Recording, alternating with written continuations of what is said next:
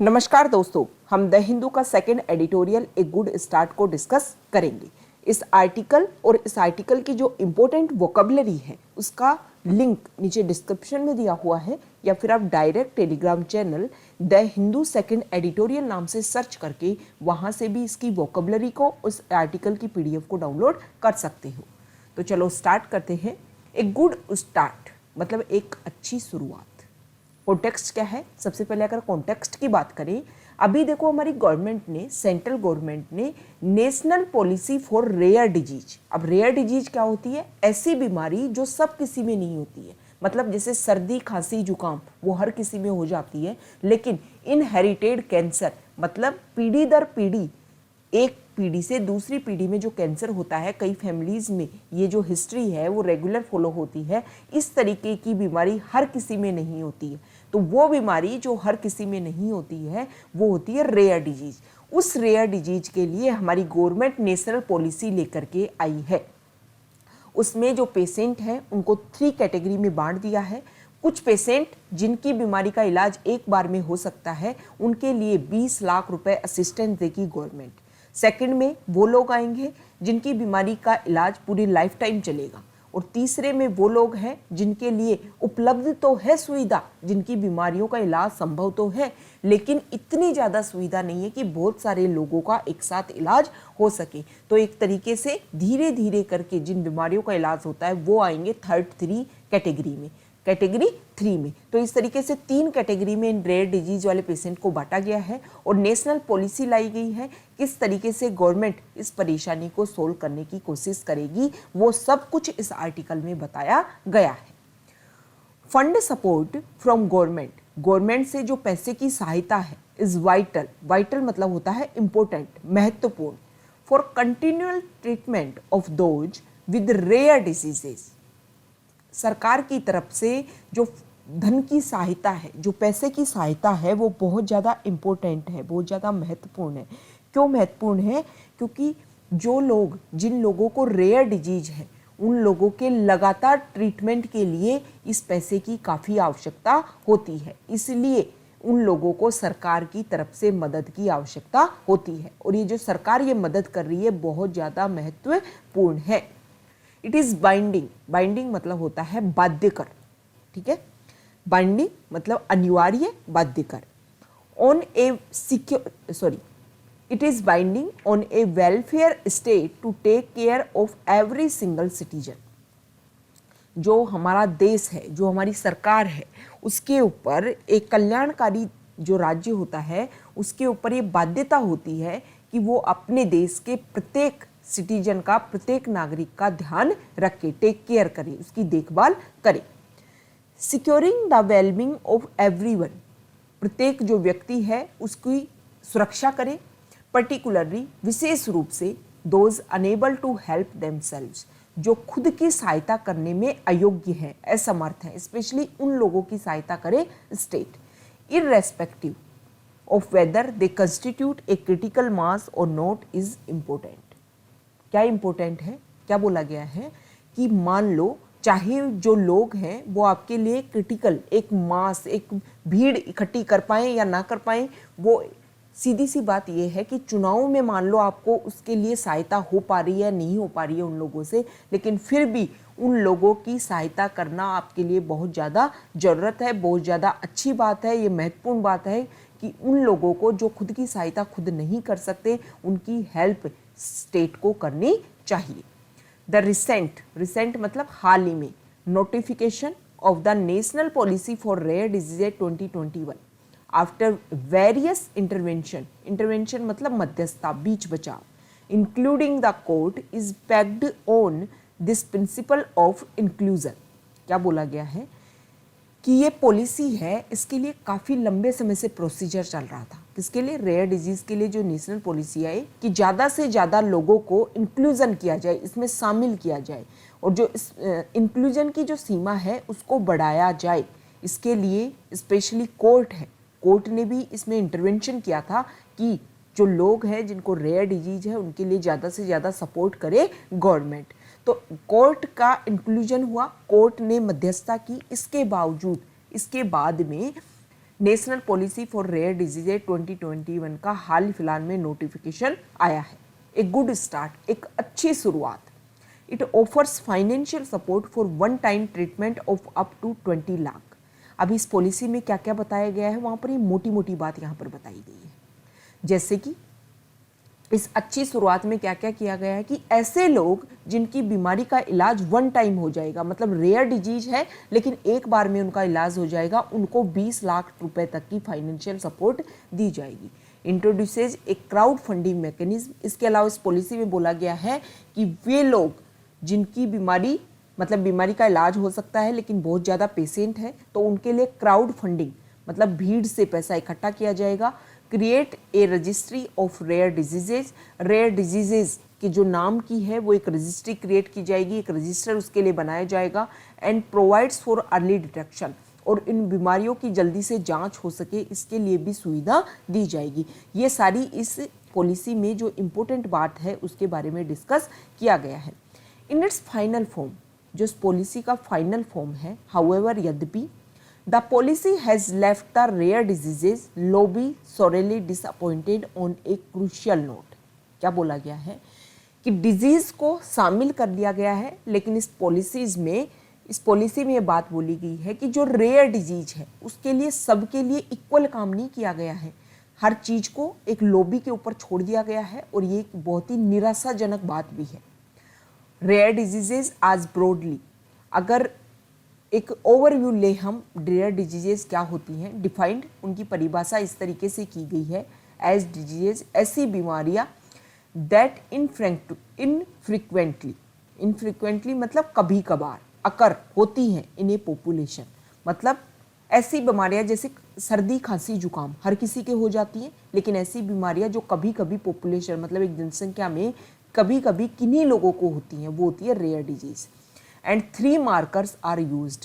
इन rare disease के बारे में पता लगाने के लिए 3 पॉइंट बताए गए हैं कि इनके आधार पर हम डिस्कस करते हैं कि ये रेयर डिजीजेस हैं। अब ये चीज़ें, ये जो सेंटेंस उसको अच्छे से बताया गया है, उसके लिए ये सिंबल, ये साइन यूज किया जाता है डैश का। The total number of people with the disease, कि इस बीमारी से कितने पीड़ित लोग हैं उसके आधार पर पता लगाया जाता है कि रेयर डिजीज है या नहीं है। इट्स प्रिवलेंस, उस बीमारी का कितना फैलाव है। And the availability, non availability of treatment option, और उस बीमारी का जो ट्रीटमेंट ऑप्शन है उसके लिए सुविधा अवेलेबल है या फिर नहीं है, उसके आधार पर पता लगाया जाता है कि ये रेयर डिजीज है या फिर नॉर्मल डिजीज है। WHO defines, world health organization, जिसको 1948 में एस्टेब्लिश किया गया था, वो डिफाइन करता है rare diseases as having a frequency of less than 6.5 to 10 पर 10,000 पीपल। 10,000 लोगों में से अगर 6.5 से 10% तक फ्रीक्वेंसी हो, मतलब इतने लोगों में कोई बीमारी हो रही है, तो वो होती है rare disease. As per an estimate, एक अनुमान के आधार पर, there are 7,000 non rare diseases with an estimated 300 million patient in the world. संसार में, पूरे संसार की अगर बात की जाए तो अगर एक अनुमान के आधार पर जोड़ा जाए तो पूरे वर्ल्ड में 7,000 जानकार, मतलब ऐसी बीमारियां जिनके बारे में पता है, 7,000 ऐसी ज्ञात रेयर डिजीजेज हैं, और उन रेयर डिजीजेज से 300 मिलियन पेशेंट पूरे वर्ल्ड में, और इंडिया में 70 मिलियन पीपल पीड़ित हैं, मतलब इतने लोग अफेक्टेड हैं। अकॉर्डिंग टू द ऑर्गेनाइजेशन, संगठन के अनुसार, फॉर रेयर डिजीजेज इंडिया में जो रेयर डिजीजेज हैं उनके लिए, मतलब यहाँ पर नाम दिए गए हैं कि कौन कौन सी रेयर डिजीज हैं। दीज इंक्लूड, ये रेयर डिजीजेज में शामिल है इनहेरिटेड कैंसर, मतलब पीढ़ी दर पीढ़ी जो कैंसर आता है वो। ऑटो इम्यून डिसऑर्डर, खुद का ही इम्यून सिस्टम जब आपको खुद को नुकसान पहुंचाने लग जाए। कॉन्जेनाइटल होता है जन्मजात। माल फॉर्मेशंस, मतलब जन्मजात कोई बीमारी हो। Hirschsprung's disease, Gaucher disease, ये डिजीज के प्रकार हैं और ये आते हैं रेयर डिजीज में। सिस्टिक फाइब्रोसिस, मस्कुलर डायफ्रोसिस एंड लिसोसोमल स्टोरेज डिसऑर्डर्स, ये सारी इंडिया में रेयर डिजीजेज में शामिल है।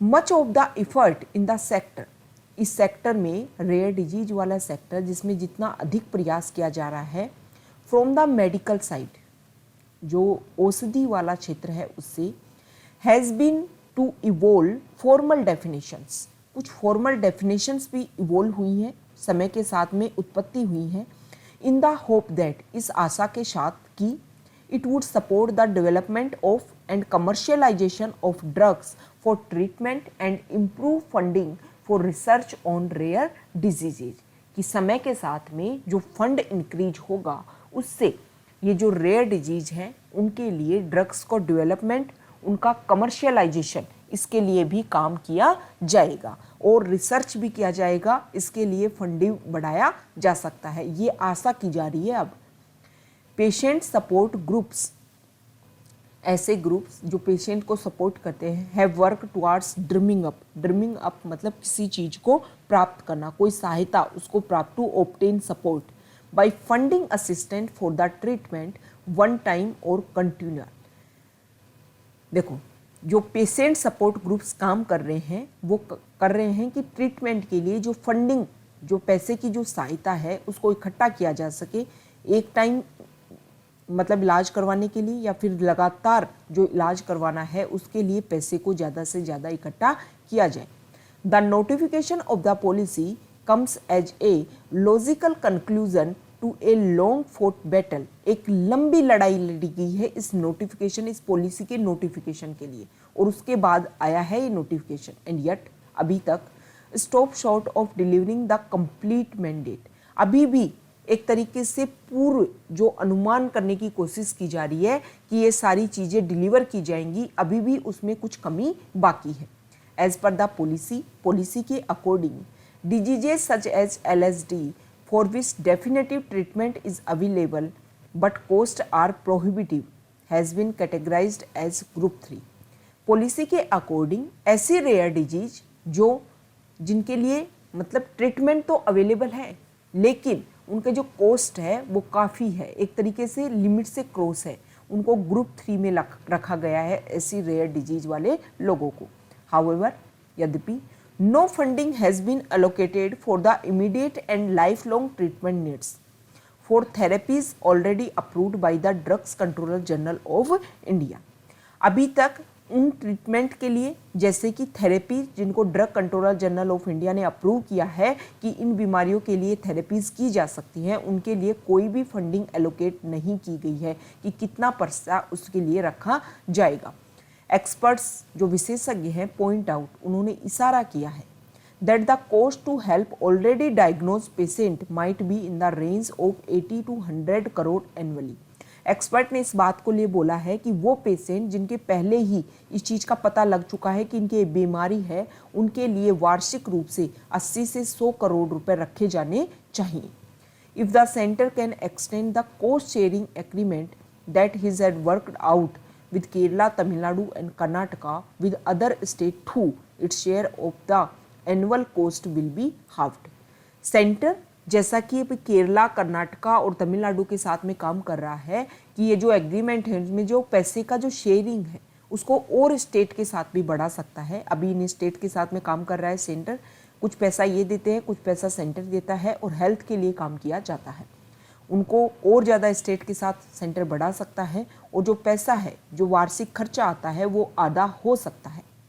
The centre can however still set aside a substantial corpus of to fund life-saving treatments even as it roll out the policy। Centre को क्या करना चाहिए कि एक ऐसा कॉर्पस फंड क्रिएट करना चाहिए जहाँ पर लाइफ सेविंग ट्रीटमेंट्स के लिए पैसा हो। जैसे ही उन्होंने इस पॉलिसी को इम्प्लीमेंट किया है, रोल्स आउट एक फ्रेजल वर्ब है और उसका अर्थ होता है कोई नया प्रोडक्ट, कोई नई सर्विस, कोई नया सिस्टम उसको पहली बार अवेलेबल करवाया जाए, ये होता है रोल्स आउट। तो सेंटर ने जो पॉलिसी को इम्प्लीमेंट किया तो सेंटर को साथ में एक कॉर्पस फंड भी बनाना चाहिए था। Doing so will not only complete A job well begin even if not yet half done but also cement it's commitment towards the welfare of every single citizen in India. देखो, अभी तक जो काम शुरू किया है ना, कि जो रेयर डिजीज़ वाले लोग हैं उनको सेव किया जाएगा। हालांकि ये काम अभी शुरुआत हुआ है, अभी कंप्लीट नहीं हुआ है। सही बात पूछी जाए तो इसमें से आधा काम भी कंप्लीट नहीं हुआ है, लेकिन जो गवर्नमेंट की एक मंशा है कि हमारे एवरी सिटीजन ऑफ इंडिया को, every single citizen in India, उसके वेलफेयर के लिए, उसके कल्याण के लिए काम किया जाए, और उसके लिए जो प्रतिबद्धता है हमारी सरकार की, वो इससे सामने आया है। मतलब एक फाउंडेशन रख दिया गया है। अब धीरे धीरे इसके ऊपर आगे काम बढ़ाने की आवश्यकता है। तो ये रेयर डिजीज़ के लिए आर्टिकल था। ओके।